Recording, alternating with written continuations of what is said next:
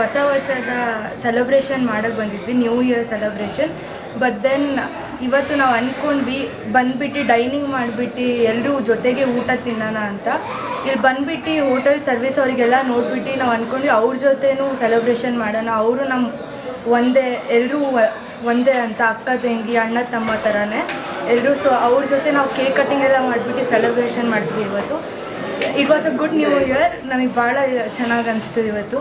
Different ಆಗಿತ್ತು, but then it was good. Happy new year to everyone. ಇಲ್ಲಿ ಜೊತೆ ನಾವು ರೆಗ್ಯುಲರಾಗಿ ಮಾಡ್ತಾನೆ ಬರ್ತಿರ್ತೀವಿ. ಎವ್ರಿ ಇಯರ್ ಫ್ಯಾಮಿಲಿ ಫ್ರೆಂಡ್ಸ್ ಜೊತೆ ಆಚೆ ಹೋಗೋದು, ಸೆಲೆಬ್ರೇಷನ್ ಮಾಡೋದೆಲ್ಲ ಕಾಮನ್ ಇರುತ್ತೆ. ಬಟ್ ದೆನ್ ಆಚೆ ಬಂದುಬಿಟ್ಟು ರೆಸ್ಟೋರೆಂಟಿಗೆ ಬಂದುಬಿಟ್ಟು ಅಲ್ಲಿ ಸ್ಟಾಫ್ಸ್ ಜೊತೆ ಎಲ್ಲ ಸೆಲೆಬ್ರೇಟ್ ಮಾಡೋದು ಒಂಥರ ಡಿಫ್ರೆಂಟ್ ಇರುತ್ತೆ.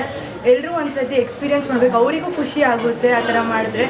ಆ್ಯಸ್ ಅವ್ರು 24/7 ವರ್ಕ್ ಮಾಡ್ತಾ ಇರ್ತಾರೆ, ಅವ್ರ ಜೊತೆನೂ ಸೆಲೆಬ್ರೇಟ್ ಮಾಡಿದ್ರೆ ಅವರಿಗೂ ಖುಷಿ ಅನಿಸುತ್ತೆ. ಅಷ್ಟೇ ನಮಗೂ ಖುಷಿ ಅನಿಸುತ್ತೆ. ಅಷ್ಟೇ ನಮ್ಮದು ವಿಶ್ ಇದ್ದಿದ್ದು. ನಿಮ್ಮ ಹೆಸರು? ಪೂರ್ವಿ ಠಾಕೂರ್. ಚರ್ಚೆ ಮಾಡೋದು ಅವಶ್ಯಕತೆ ಇಲ್ಲ. ಅವರಿಗೆ ಸರ್ಕಾರದ ಅನಧಿಕೃತ ಅಂತ ಕೇಳಿದ್ರು, ಆದರೂ ಕೂಡ ಮನೆ ಹಂಚಿಕೆ ಮಾಡೋದು ಮುಂದಾಗ್ತದೆ ಸರಿ ಅಂತ ಬಿಜೆಪಿ ಬೇಡ, ಅದನ್ನು ಈಗ ನ್ಯಾಯಯುತವಾಗಿ ಕೊಡೋಕೆ ಪ್ರಯತ್ನ ಮಾಡ್ತಿದ್ದಾರೆ. ಕೊಡಲಿ, ಇದೇನು ಅವರು ತೆರವುಗೊಳಿಸಿದಾರೆ, ಕೊಡ್ತಾ ಇದ್ದಾರೆ ಅಷ್ಟೇ. ಅದನ್ನು ರಾಜಕೀಯಕ್ಕೆ ಅನುಗುಣದ ಅವಶ್ಯಕತೆ ಇಲ್ಲ ನನ್ನ ಲೆಕ್ಕದಲ್ಲಿ. ಬಳ್ಳಾರಿ ಜಿಲ್ಲೆಯಲ್ಲಿ 10,000 ಬಾಂಗ್ಲಾ ವಲಸಿಗರಿದ್ದಾರೆ ಅಂತ ಶ್ರೀರಾಮುಲು ಹೇಳಿದ್ದಾರೆ. ಇರ್ಬೋದು, ಎಲ್ಲ ಕಡೆ ಇದ್ದಾರೆ. ಈಗ ಎಲ್ಲ ಕಡೆ ತೋಟದಲ್ಲಿ ಮಾಡೋರು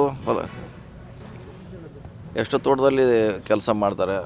ಅವರು ವೆಸ್ಟ್ ಬೆಂಗಾಲ್ದಾರ ಅಥವಾ ಬೆಂಗಾಲ್ದಾರ ಐಡೆಂಟಿಫೈ ಮಾಡೋದು ಕೆಲಸ ರಾಜ್ಯ ಸರ್ಕಾರ, ಕೇಂದ್ರ ಎರಡೂ ಇದೆ, ಮಾಡಬೇಕು. ಈಗ ಹೋಟೆಲ್ನಲ್ಲಿ ಕೆಲಸ ಮಾಡ್ತಾರೆ, ಅವ್ರನ್ನು ಹೆಂಗೆ ಇಲ್ಲಾರಂತ ಗೊತ್ತು ಮಾಡಲಿಕ್ಕೆ ಆಗೋಲ್ಲ.